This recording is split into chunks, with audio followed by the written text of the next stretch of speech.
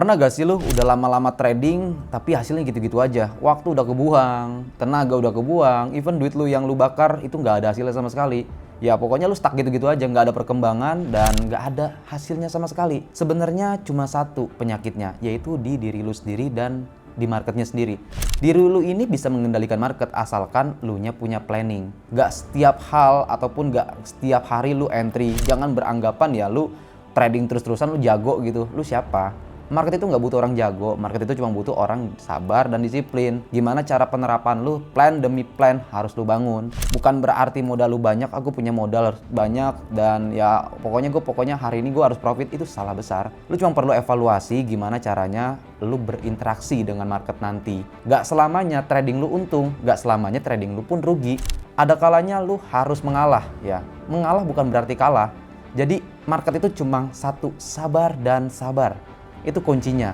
Solusinya ya itu. Dan lebih anehnya lagi, banyak banget sekarang trader amatiran ya. Terlalu banyak aksi dan akhirnya berujung gengsi ya. Terlalu banyak indikator yang akhirnya bikin pala lu kotor. Ini trader-trader amatiran yang gue sebut ya.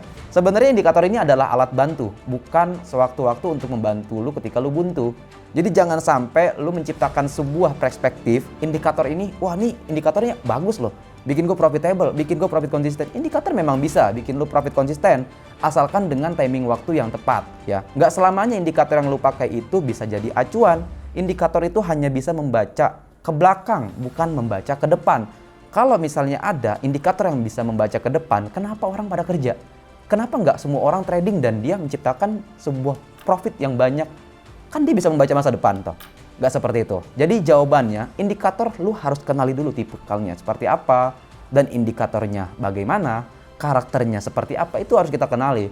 Karena banyak indikator itu yang refine dan lagging ya. Contoh halnya seperti moving average. Moving average itu indikator yang mengukur bobotnya candlestick pada time frame yang lu buka. Nggak selamanya, misalnya indikator MA 50 di atas ini baik, nggak selamanya seperti itu. Ya, jadi semua tergantung eksekusinya dan analisanya. Saran dari gua, tetap fokus pada indikator yang lu pakai tapi hasilnya jelas, dan jangan lupa backtesting dulu sampai hasilnya juga dapet. Jangan asal-asalan dan jangan terlalu banyak aksi untuk menciptakan sebuah interaksi pada market. Dan kebanyakan para trader zaman sekarang itu merasa dirinya telat entry ataupun telat open posisi, ngelihat market yang menjulang tinggi dan akhirnya dia berujung fatal, akhirnya emosi lagi. Ini sebenarnya trader apa? Trader yang memaksakan dirinya untuk terlihat hebat pada dirinya sendiri. Nyatanya itu nggak bisa. Market ini bukan lo yang kendalikan. Market ini bukan lo yang kendalikan. Sekali lagi gue bilang, market ini bukan lo yang kendalikan. Jadi lo sabar akan setup lo. Ketika lo merasa terlambat, ya udah, itu bukan rezeki lu ya. Di market ini nggak ada kata terlambat. Kita bukan ujian kompetisi, kita bukan sekolah untuk menunjukkan absen kita pada guru, enggak. Market ini nonstop, buka 24 jam. Dan teknikal yang lu pakai itu akan berulang. Yang namanya repetition itself itu pasti ada. Market itu berulang, dan berulang. Tinggal gimana caranya lu menunggu dan akan sabar sama setup lu. Sabar aja, nggak apa-apa. Nggak selamanya market yang lu lihat ini, oh gue telat, ini nggak merasa telat. Lu nggak pernah telat ya. Kita nggak ada telat sama sekali. Yang perlu kita antisipasikan caranya gimana nanti evaluasi ketika marketnya balik lagi. Ini kira-kira masih cocok atau enggak untuk kita melakukan short posisi, buy posisi. Jadi waktunya sabar. Perlu proses yang matang untuk kita menguji seorang tipikal trader seperti itu. Stop loss itu penting atau enggak di dalam trading? Sangat amat penting ya. Tapi tradingnya di mana kira-kira? Ada kalanya kita trading di kripto, ada kalanya kita trading di forex ya. Sebenarnya kalau untuk tipikal forex yang kita bahas saat ini, stop loss itu penting atau enggaknya tergantung diri lo. Kalau gue pribadi, gue lebih komit ke garis horizontal. Itu lebih presisi. Karena ketika gini, lu pernah gak sih lu ketika udah masang stop loss misalnya komitnya 50 pip dan itu nyentuh stop loss lu dan akhirnya dia balik lagi. Kalau gue pribadi, gue lebih suka stop loss manual. Tapi resikonya market ketika lagi crash ataupun market ketika lagi volatilitas itu amat susah dan mungkin bisa keseret. Begitupun sebaliknya, lu stop loss juga ada kalanya bisa selipek ya, plus minus sebenarnya. Tapi jujur, stop loss itu sangat penting di bagian trading. Kalau lu nggak menggunakan stop loss, lu nggak akan bisa tahu batas resiko lu seperti apa. Risk and reward lu bagaimana, lu nggak akan pernah tahu. Stop loss itu bagian dari trading, itu sangat amat penting. Jangan mentang-mentang lu trading mikirnya TP mulu gitu kan ya. Kita harus benar-benar berpikir caranya kita mengatur stop loss dan kerugian kita seperti apa dan bagaimana dan persentasenya seperti apa. Jangan kita berharapnya profit terus ATP aja deh, stop lossnya dicuekin. Banyak orang yang seperti itu karena berharapnya dia dewa. Saya pun sama.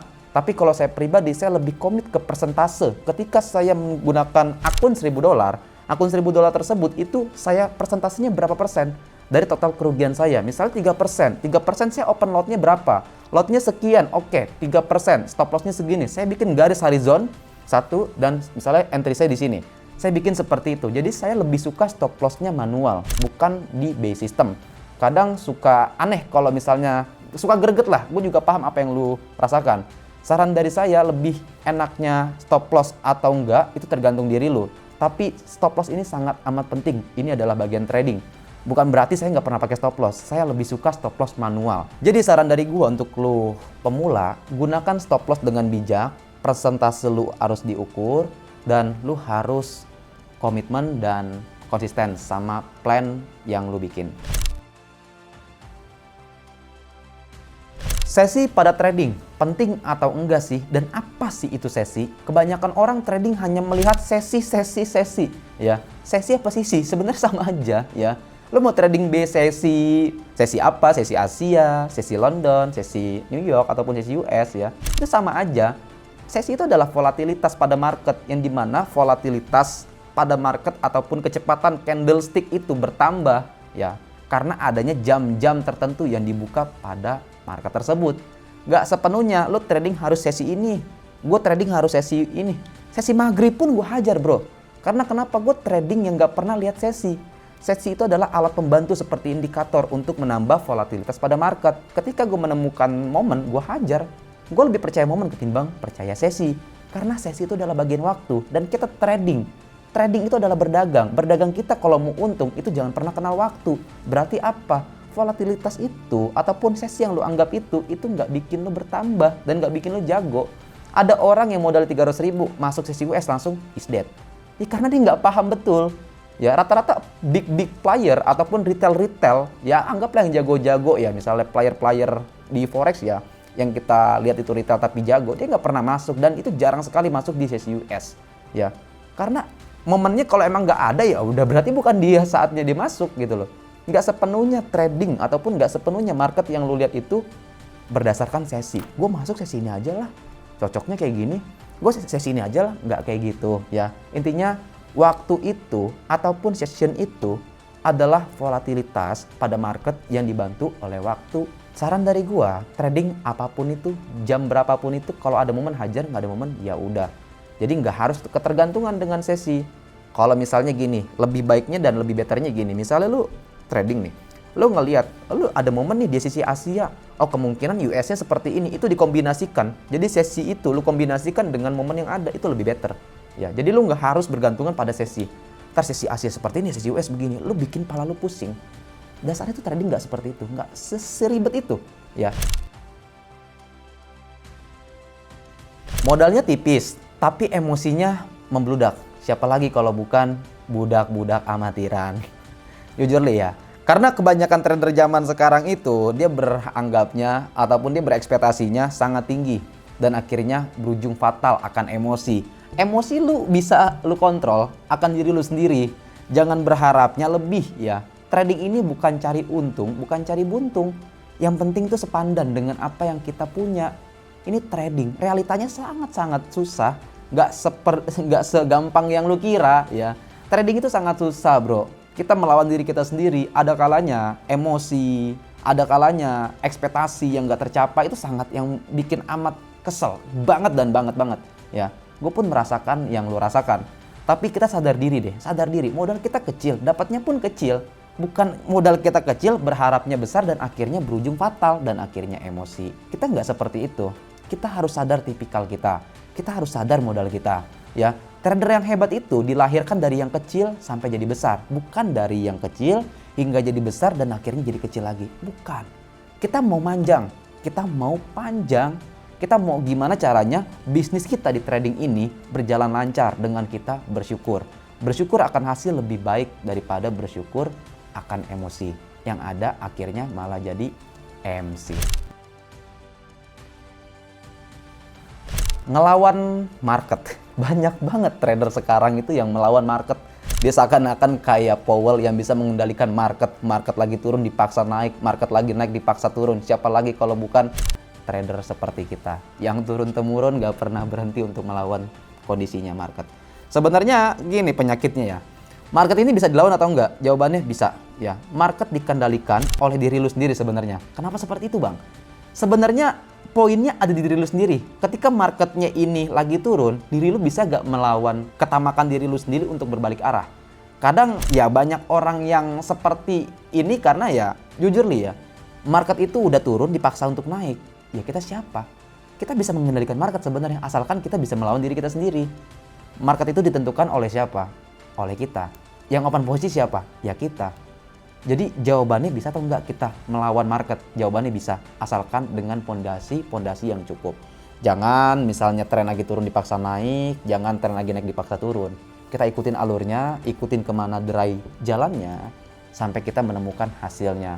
Jadi poin pentingnya di sini adalah satu, bersyukur, jangan melawan market. Market lagi kemana ikutin alurnya. Mau ke sini ikutin alurnya, ke kanan ke kiri ikutin alurnya. Gue yakin lo pasti bisa. Menciptakan sebuah strategi dari sifat diam itu adalah emas ya. Kita trading di emas, diam itu adalah emas ya. Bukan berarti diam kita ini adalah diam yang benar-benar diam. Kita diam ini mengamati bagaimana market itu bergerak. Kita diam ini mengamati seperti apa alur dry-nya market yang saat ini kita lihat ya. Kita trading di emas, kita harus tahu. Ya, emas itu susah banget. Kita trading di forex itu sangat amat susah ketika kita trading di emas. Tapi diam itu adalah emas. Diam itu menciptakan sebuah strategi yang benar-benar baik menurutku pribadi. Karena ketika kita diam, kita menciptakan sebuah ekspektasi yang benar-benar landai dan sabar. Nggak terburu-buru akan emosi, nggak terburu-buru akan setup lagi. Jadi benar-benar sabar dari sifat diam tersebut. Jadi diam itu adalah emas. Lo harus diam dan menciptakan sebuah aksi lo lagi. MC dan MC lagi. Mau sampai kapan sih kira-kira kita margin call? Margin call. Capek nggak sih? Capek banget bro. Ya, gimana caranya keluar dari margin call? Sebenarnya simple. Diri lu udah siap mengikhlaskan atau belum? Kalau diri lu belum siap mengikhlaskan apa yang sudah hilang, itu nggak akan pernah bisa. Dan lu berakhir dari margin call lagi dan lagi. Ya, saya pernah merasakan margin call 7 miliar dalam waktu tuh seminggu itu pernah sakit banget itu. Dan itu orang semua menontonkan ya. Ribuan orang menonton akun investor saya dan mental saya benar-benar hancur, terbantai, dan saya nggak makan 4 hari, itu juga pernah. Margin call lagi. Dan pada saat itu, titik terakhir saya mengikhlaskan. Saya punya duit 1 miliar sisanya, dan saya bikin akun setup itu 500 juta. Saya pegang ketika saya gagal lagi, 500 juta saya tradingkan lagi. Dan hasilnya berujung profit lagi. Sebenarnya bukan masalah strategi, sebenarnya bukan masalah di psikologis ataupun di mana. Sebenarnya ada di diri lo sendiri. Diri lu sendiri menciptakan sebuah apapun itu, entah psikologis, ya, entah ekspektasi, entah diri lu sendiri. Jadi semua ini kendali ada di diri lu sendiri. Ketika diri lu sendiri nggak bisa dikendalikan, semuanya nggak akan bisa lu kendalikan. Bahkan diri lu, psikologis lu, psikis lu, ya, mental lu itu bakal bener-bener kehajar abis-abisan. Ya, saran dari gua buat lu pribadi yang pada MC ataupun margin call, stop nyalain diri sendiri ya, stop berujung fatal untuk emosi, jangan sampai nanti malah jadi gagalnya ekspektasi lagi. Stop aja cukup dan rehat dulu, perlu waktu yang cukup sebentar kok sebenarnya untuk lu balik lagi dan lu mengikhlaskan apa yang sudah hilang. Ketika lu sudah mengikhlaskan apa yang sudah hilang, percaya sama gua, lu bakal bisa kembali normal lagi. Logikanya seperti ini, kenapa lu di trading? Jawabannya satu, berarti lu bisa. Kalau lu nggak bisa, kenapa lu sampai sejauh ini, sampai lu MC, sampai berujung fatal lagi? Berarti kan ini kan salah diri lu sendiri, bukan salah marketnya lagi, bukan salah strateginya lagi. Ini sebenarnya diri lu sendiri. Ketika lu masuk di market, ketika lu coba trading, itu profit. Sampai sejauh ini lu profit dan akhirnya terbantah MC. Yang salah siapa? Diri lu sendiri. Market itu nggak akan pernah salah. Market itu nggak punya rasa salah, bro. Market itu seakan kayak tembok yang diem tapi nyakitin, ya. Tembok kalau kita liatin, diem, nakutin bro. Ya, seperti itu. Serem banget. Jadi saran dari saya, rehat sebentar dan perlu waktu untuk lo beradaptasi sama diri lo sendiri. Semoga lo bisa dan gue Japsku, see you. Terima kasih.